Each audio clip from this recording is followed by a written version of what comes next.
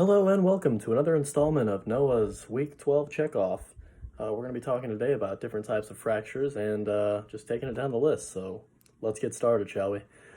First things we're going to start off with are compound fractures.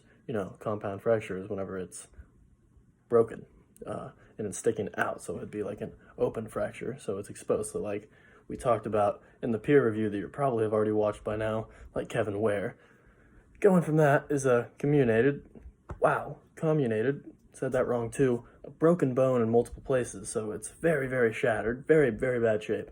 And then a transverse would be straight across the middle, like a transverse plane. Then you're going to go on down to green stick, which is not an incomplete, or it is a incomplete break, so it's not completely broken across, it's just very slightly. And then a avulsion, where the joint or tendon pulls the bone and breaks it, and causes it to break. And then there's a stress fracture, which is like a tiny crack in the bone, often from overuse and obviously stress.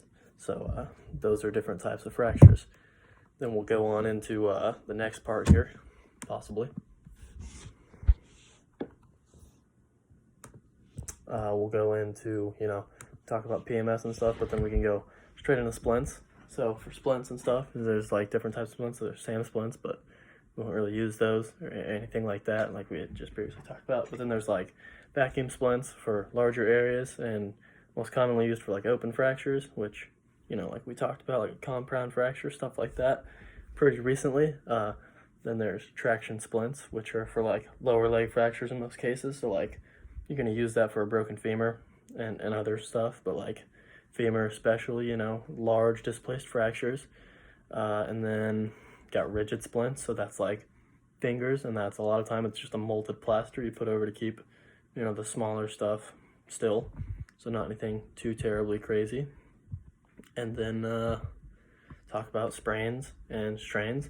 It's pretty much the same thing, except sprains would be like ligaments, where strains are muscles and things like that. So there's different levels of those. There can be slight ones that are just pretty much from stretching, and then go all the way up to like a complete tear of the muscle or ligament. So treatment of that type of stuff, be rice, that kind of thing, just depending on the severity of the injury.